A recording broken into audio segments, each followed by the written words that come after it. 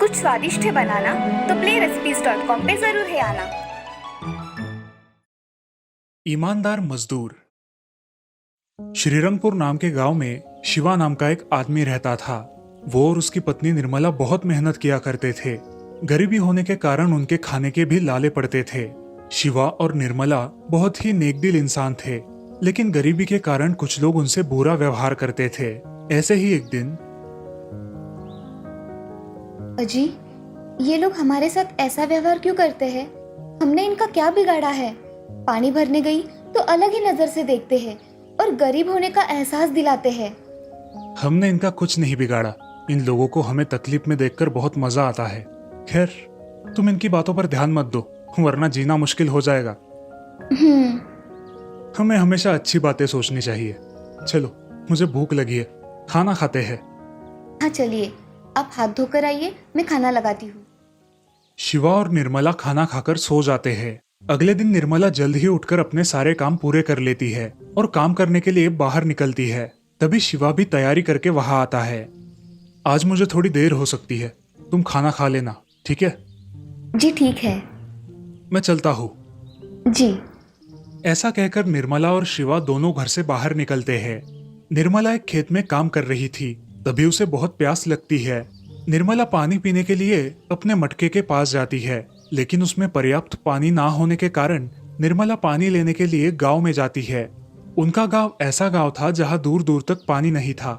गांव में एक ही कुआं था, उसी कुएं का पानी सब लोग पिया करते थे। निर्मला गांव में आकर उस कुएं से पानी निकालती है और वापस खेत में चली जाती है। खेत में जाते समय रास्ते में उसके सामने एक बड़ी गाड़ी आकर रुकती है। गाड़ी में से एक व्यापारी उससे कहता है, अरे बहन जी, मुझे थोड़ा पानी मिल सकता है क्या? मुझे बहुत प्यास लगी है, लेकिन मुझे कहीं पानी नहीं मिला। अगर आपके मटके में से थोड़ा पानी मिल जाए तो बहुत एहसान होगा। भाई साहब, आप मुझे बहन बोल रहे हो और मुझसे एहसान की बातें कर रहे हो? ये लीजिए पानी, आपको जितना चाहिए उतना पी लीजिए। निर्मला अपना मटका उस व्यापारी को देती है। व्यापारी मटके से पानी पीकर बहुत संतुष्ट होता है। बहन, तुमने सच में मुझे कर्जदार बना दिया। बोलो तुम्हें क्या चाहिए, मैं तुम्हें दे दूंगा। जी मुझे कुछ नहीं चाहिए, सिर्फ अगली बार जब इस रास्ते से जाओगे तो मेरे घर जरूर आना। हाँ हाँ, मैं जरूर आऊंगा बहन, चलता हूँ। जी। ऐसा बोलकर निर्मला अपना काम करने जाती है। व्यापारी भी अपनी गाड़ी लेकर चला जाता है। कुछ देर बाद व्यापारी अपनी गाड़ी लेकर गांव से जा रहा था। तभी अचानक जोर से बारिश शुरू हो गई। व्यापारी के गाड़ी का पहिया एक गड्ढे में फंस गया और व्यापारी अपनी गाड़ी वहां से हिला ही नहीं पा रहा था। हाय रे मेरी किस्मत, आज ही गाड़ी का पहिया अटकना था। व्यापारी मदद के लिए इधर उधर देखता है। उसकी नजर कुछ गांव वालों पर पड़ती है। वो उनसे मदद मांगता है। भाइयों, मुझे आपकी कुछ मदद चाहिए। मेरी गाड़ी का पहिया यहाँ फंस गया है, आप मेरी मदद करोगे? अरे भाई, यहाँ इतनी बारिश है, हम घर जाने की कोशिश कर रहे हैं और तुम हमें मदद के लिए बोल रहे हो। चलो भाइयों चलो, हमें इस बारिश में और नहीं भीगना है। हाँ चलो। ऐसा कहकर वो सभी लोग वहां से चले जाते हैं। व्यापारी फिर से गाड़ी में बैठकर गाड़ी शुरू करने की कोशिश करता है।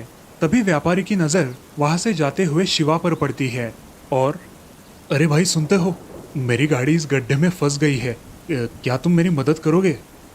जी साहब बिल्कुल, आप गाड़ी स्टार्ट करके देखिए, मैं पीछे से धक्का देता हूँ। व्यापारी गाड़ी में जाकर बैठता है और गाड़ी स्टार्ट करता है। शिवा गाड़ी को पीछे से धक्का मारता है। बारिश के कारण उसके कपड़ों पर बहुत सारा कीचड़ उड़ता है, लेकिन उसकी परवाह किए बिना शिवा जोर लगाकर उस गाड़ी को धक्का मारता है। बहुत मेहनत करने के बाद गाड़ी उस गड्ढे से बाहर निकलती है। व्यापारी गाड़ी थोड़ा आगे लेकर जाता है और गाड़ी थमाकर गाड़ी से उतरकर शिवा से बात करता है। धन्यवाद भाई, तुम्हारा नाम क्या है? शिवा। क्या काम करते हो शिवा? मैं मजदूरी करता हूँ साहब, मुझे काम की बहुत ज़रूरत है। आज भी कोई काम नहीं मिला, इसलिए मैं घर लौट कर जा रहा हूँ और आपने आवाज़ लगा दी। अच्छा, मेरा शहर में बहुत बड़ा कारोबार है, तुम वहाँ काम करने के लिए आ सकते हो।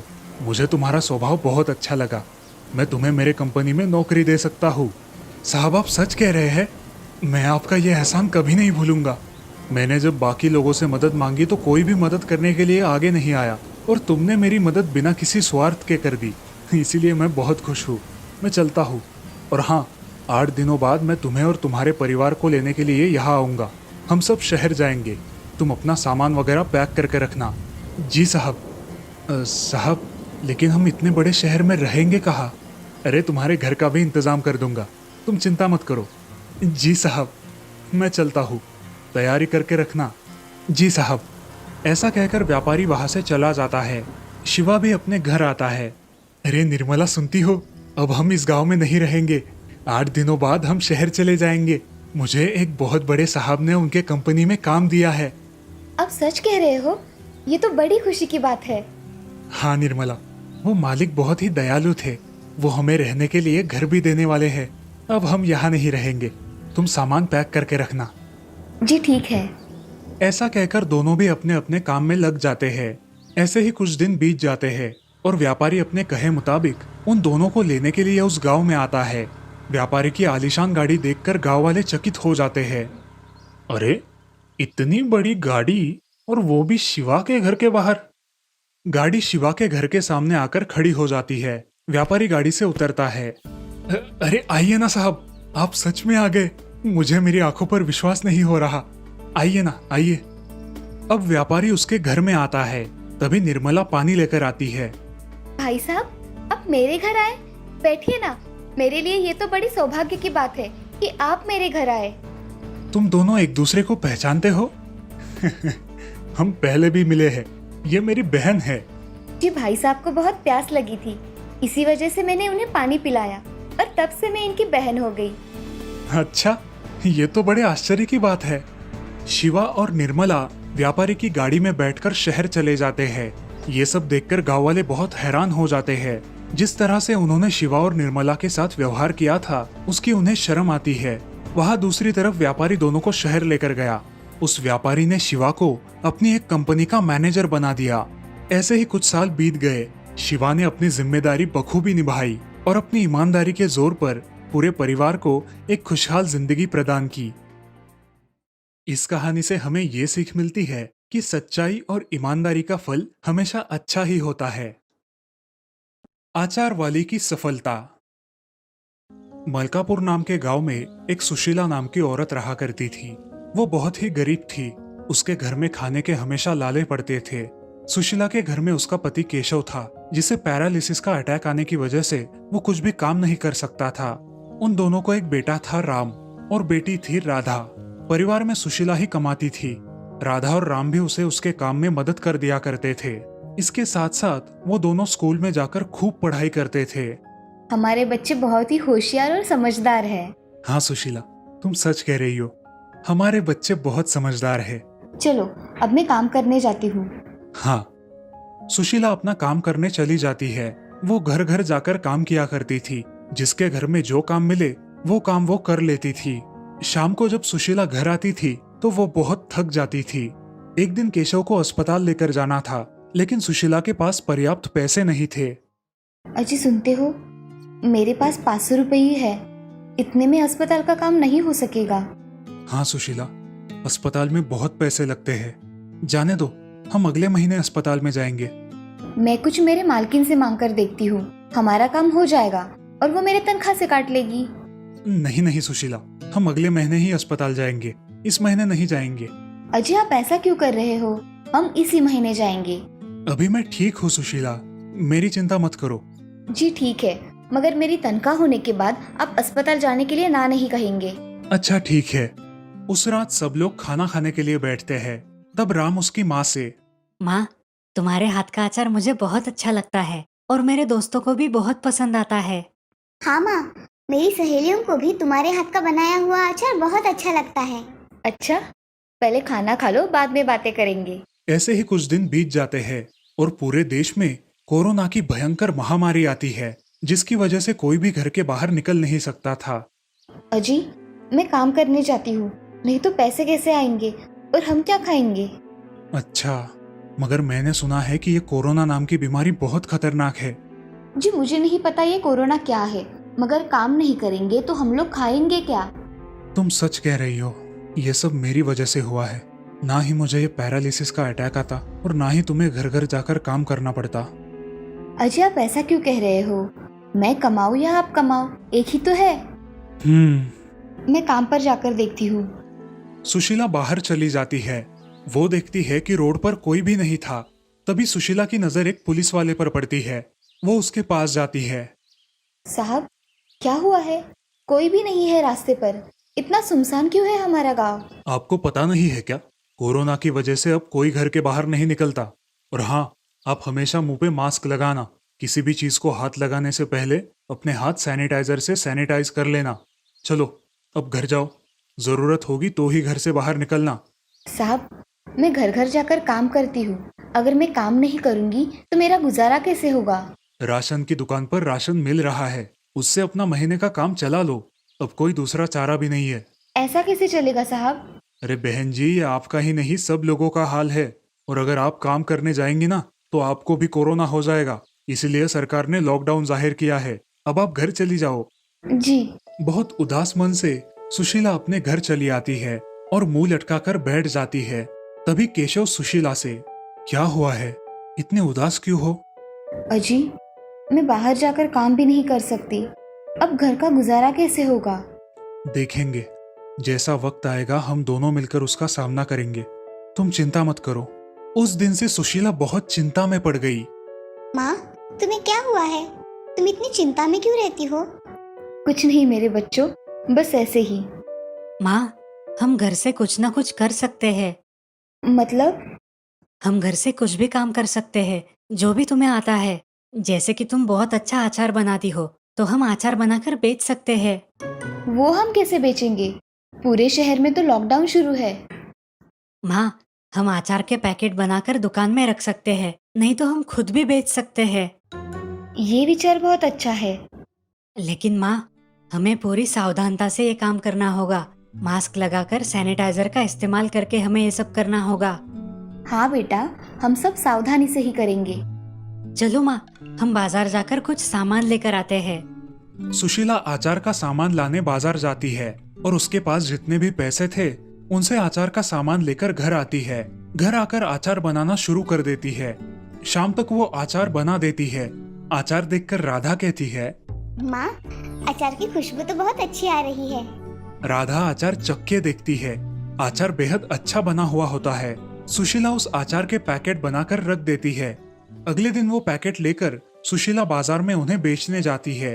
अचार की सुगंध और स्वाद से आकर्षित होकर कुछ लोग वो खरीदने आते हैं। बहन, अचार कैसे दिया? भैया, अचार 60 रुपए पाव है। आपको कितना दूं? मुझे 1.5 किलो दे दो। जी भाई साहब। मुझे भी 1 किलो देना। हाँ हाँ, देती हूँ। उसके अचार का स्वाद इतना अच्छा था कि बहुत सारे लोगों ने उसका अचार खरीद लिया। सभी लोगों को उसका अचार बहुत पसंद आया और देखते ही देखते सुशीला सारा अचार बेचकर जल्द ही घर चली आई। अजी सुनते हो, आज मैंने पूरा अचार बेचा है। मैं बहुत खुश हूँ। ये तो बहुत अच्छी बात है सुशीला। तुम्हारे हाथ का स्वाद ही ऐसा है कि सभी लोगों को पसंद आ जाए। अगले दिन से सुशीला रोज अचार बेचने लगी।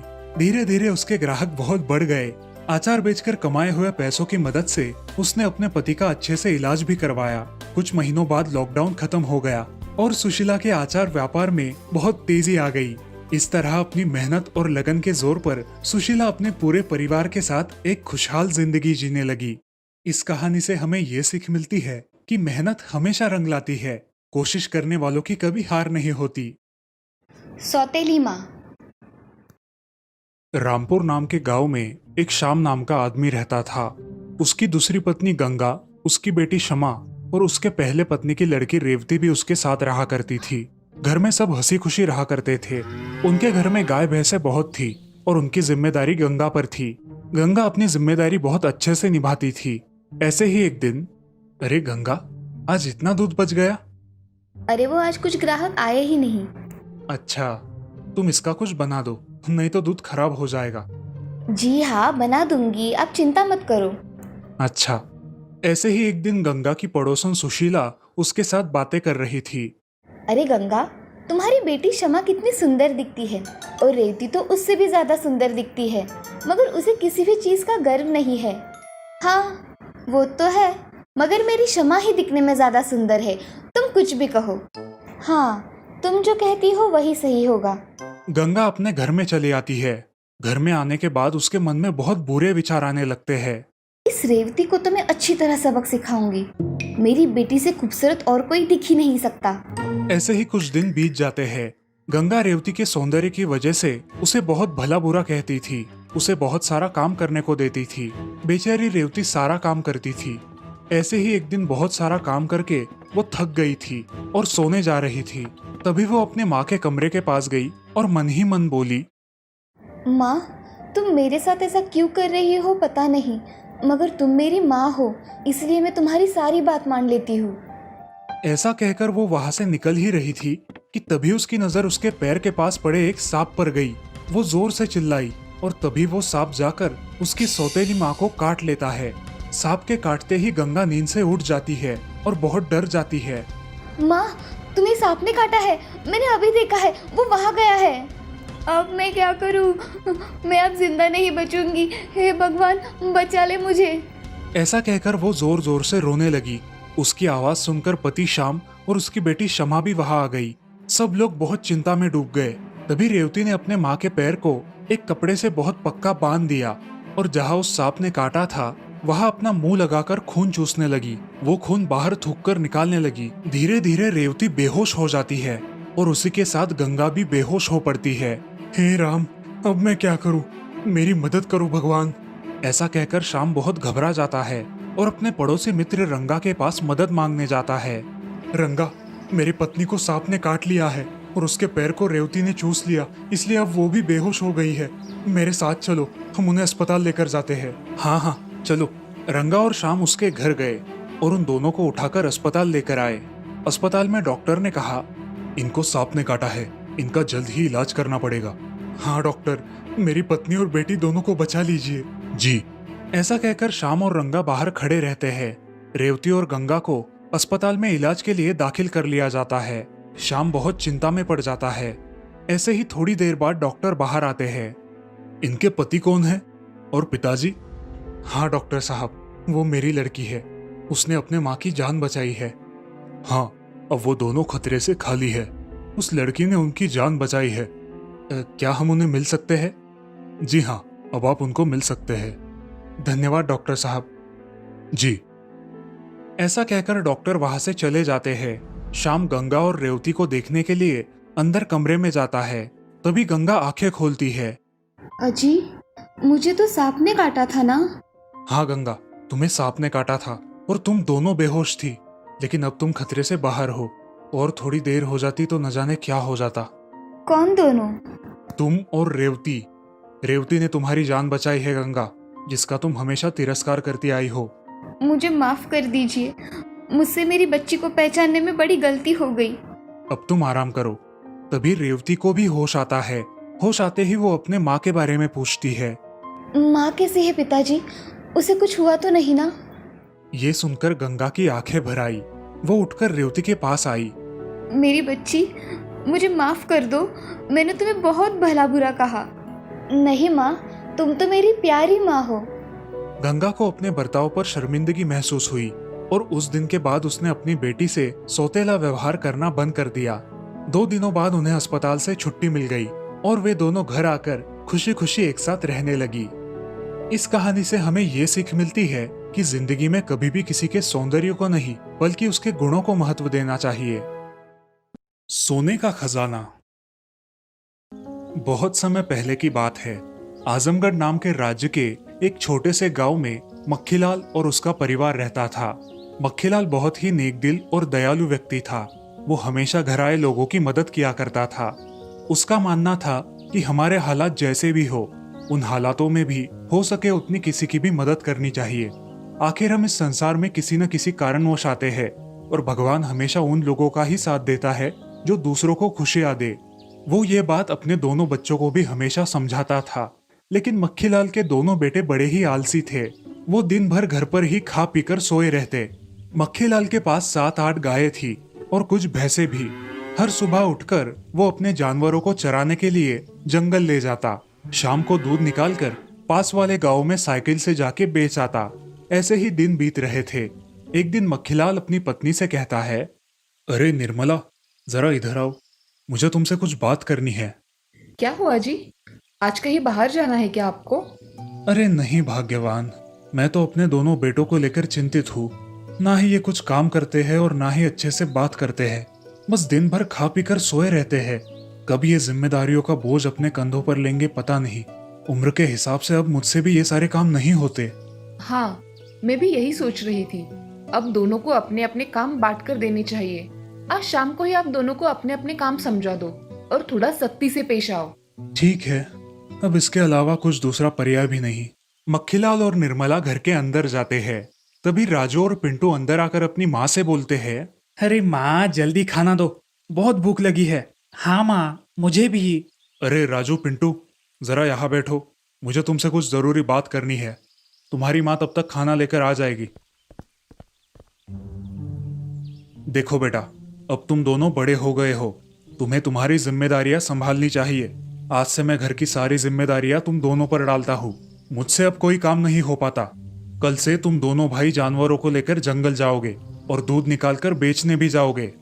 लेकिन पिताजी, आज तक तो हम कभी जंगल में अपने जानवरों को लेकर नहीं गए। क्या हमसे ये हो पाएगा? उसमें कौन सी बड़ी बात है। अपने गाय और भैंसों को हमेशा की तरह छोड़ देना है और बस उनके पीछे पीछे चलना है। बस इतना ध्यान रखना है कि वो किसी के खेतों की फसल में ना जाए। इतना ही तो है।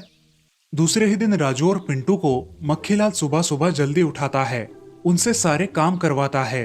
राजू और पिंटू को ये सारे काम करने में बड़ा ही आलस आता है। दोनों भी जैसे तैसे काम खत्म करते हैं और नदी के किनारे जाकर बैठ जाते हैं। अरे यार पिंटू, पिताजी ने ये क्या नया नाटक लगा के रखा है? ये भी कोई हमारी उम्र है काम करने की? अभी तो हमें बस खाना पीना, घूमना और सोना चाहिए। हाँ भैया, लेकिन अब कर भी क्या सकते हैं? हाँ भाई, अब दूसरा कोई चारा ही नहीं है हमारे पास। ऐसा कहकर दोनों वहां से घर चले गए। धीरे धीरे दोनों भाई अच्छे से काम करने लगे और अब उन्हें उस काम की आदत भी पड़ गई। दोनों हंसी खुशी काम करने लगे, गरीबों की मदद भी करने लगे। ये सब देखकर मक्खीलाल और निर्मला भी बहुत खुश हो गई। ऐसे ही एक दिन राजू और पिंटू जंगल में अपनी गायों को चराने के लिए लेकर गए थे। अचानक जोर से बारिश शुरू हो गई और बारिश से बचने के लिए दोनों भी एक बड़े से पेड़ के नीचे खड़े हो गए। तभी राजू की नजर पेड़ पर लगे एक दरवाजे पर पड़ती है और राजू चौंक कर पिंटू से कहता है। अरे पिंटू, जरा यहाँ देख तो, ये एकदम दरवाजे की तरह लग रहा है। इतने बड़े विशाल पेड़ में दरवाजा कैसे हो सकता है? हाँ भैया, ये तो दरवाजे जैसा ही लग रहा है। चलो इसे ढकेल के देखते हैं। राजू और पिंटू दोनों मिलकर उसे ढकेलने की कोशिश करते हैं, लेकिन दरवाजा जल्दी खुलता ही नहीं। दोनों अपनी पूरी ताकत लगा देते हैं और जैसे तैसे करके वो दरवाजा खोल लेते हैं। अरे भाई राजू, हमने इस दरवाजे को खोल तो दिया, लेकिन अब इसके अंदर जाने मत बोलना। इसके अंदर कोई भूत वूत होगा तो हम दोनों को कच्चा चबा जाएगा। अरे चुप, डरपोक कहीं का। इतनी मेहनत से खोला है, एक बार अंदर क्या है जानकर ही घर वापस जाएंगे। चलो, और तुम्हारी जेब में जो माचिस है ना, उससे जरा ये 2 लकड़ियां जला दो। अंदर बहुत अंधेरा है, उस रोशनी के सहारे हम अंदर जाएंगे। पिंटू थोड़ा डरा सहमा सा राजू की ओर देखता है और 2 लकड़ियां जलाकर उनकी 2 मशालें तैयार कर लेता है। उनमें से एक मशाल राजू को देता है। भाई, तुम मुझसे बड़े हो, तुम आगे चलो, मैं तो तुम्हारे पीछे पीछे ही आता हूँ। मुझे बहुत डर लगता है। अरे हाँ हाँ, मुझे पता है तुम फट्टू हो। चलो, अब चुपचाप मेरे पीछे चलो। दोनों हाथ में मशाल पकड़े उस दरवाजे के अंदर जाते हैं। उस पेड़ के दरवाजे के अंदर जाते ही उन्हें एक सुरंग नजर आती है। वहां के बड़े बड़े मकड़ी के जाले साफ करते हुए दोनों आगे बढ़ते हैं। थोड़ी दूरी तय करने के बाद उन्हें उस सुरंग से रोशनी आती दिखाई देती है। पिंटू, पिंटू देख रहे हो? ऐसा लग रहा है कि आगे किसी चमचमाते खजाने की सुनहरी रोशनी है। हाँ भैया, लग तो ऐसे ही रहा है, लेकिन क्या पता खजाने के अलावा कुछ और ही निकला तो। अरे तुम हमेशा उल्टा ही क्यों सोचते हो, डरपोक। चलो मेरे पीछे। दोनों उस रोशनी की तरफ आगे बढ़ते हैं। जैसे ही वो उस रोशनी के पास जाते हैं, वो देखते हैं कि वहां चमचमाते हीरे, जवाहरात, सोने के सिक्कों से भरे घड़े, बहुमूल्य सोने की मूर्तियां, माणिक मोती, ये सब भरे पड़े हैं, जैसे कि वो सुरंग कुबेर के खजाने से भरी हो। ये नजारा देखकर उनकी आंखें फटी की फटी रह जाती है। पिंटू, मेरे भाई पिंटू, देखो इतना सारा खजाना। शायद ही दुनिया में किसी के पास होगा। हम अमीर हो गए भाई, हम बहुत अमीर हो गए। तभी पिंटू को किसी के कराहने की आवाज आती है, जैसे कोई तड़प रहा हो। वो इधर उधर देखता है। उसे कोने में एक विशाल सा भालू जख्मी हालत में दिखाई देता है। राजू और पिंटू दोनों डर के उस भालू के पास जाते हैं। वो देखते हैं कि उस भालू के पैरों पर एक बड़ा सा घाव है। भैया, हमें इसकी मदद करनी चाहिए, नहीं तो ये मर जाएगा। लेकिन अगर इसने हम पर हमला कर दिया तो हम यहाँ से वापस भी नहीं जा पाएंगे। जब तक ये बेहोश है तब तक हम खजाना लेकर यहाँ से निकल जाते हैं। नहीं नहीं भैया, हमें इस भालू की मदद करनी ही पड़ेगी। पता है ना पिताजी ने क्या सिखाया है? हमेशा दूसरों की मदद करनी चाहिए, चाहे हालात कुछ भी हो। हम इस भालू को ऐसे मरता हुआ नहीं छोड़ सकते भैया। चलो इसके जख्म पर पट्टी बांधते हैं, तब तक तुम पानी का इंतजाम करो। अच्छा ठीक है। जैसे ही पिंटू पट्टी बांधने के लिए भालू के पास जाता है और उसे छूता है, वैसे ही वहां तेज रोशनी फैलती है। ये देखकर वो दोनों बहुत डर जाते हैं। उस रोशनी के साथ साथ वहां साक्षात कुबेर प्रकट होते हैं। आप कौन हो? हे मानव, तुम्हारा बहुत बहुत धन्यवाद। मैं कुबेर हूँ। मुझे श्राप मिला था। उस श्राप के चलते मैं कई सदियों से इस सुरंग में बंद था। जब तक कोई मानव आकर मुझे स्पर्श नहीं करता, तब तक मैं इस भालू के रूप से मुक्त नहीं हो सकता था। तुमने मुझे स्पर्श करके मुझे श्राप से मुक्त कर दिया है। मैं तुम्हारा बहुत आभारी हूँ। और हाँ, तुम्हारे इस एहसान के बदले मैं तुम्हें मेरा खजाना देता हूँ। तुम जितना चाहे ले जा सकते हो। कुबेर अदृश्य हो जाते हैं। राजू और पिंटू वो खजाना लेकर घर आते हैं। उस खजाने के जोर पर वो बहुत बड़ा घर बना लेते हैं, लेकिन उसी के साथ साथ सारे गांव वालों की हमेशा मदद करते हैं और इसी तरह एक आराम भरी जिंदगी जीने लगते हैं।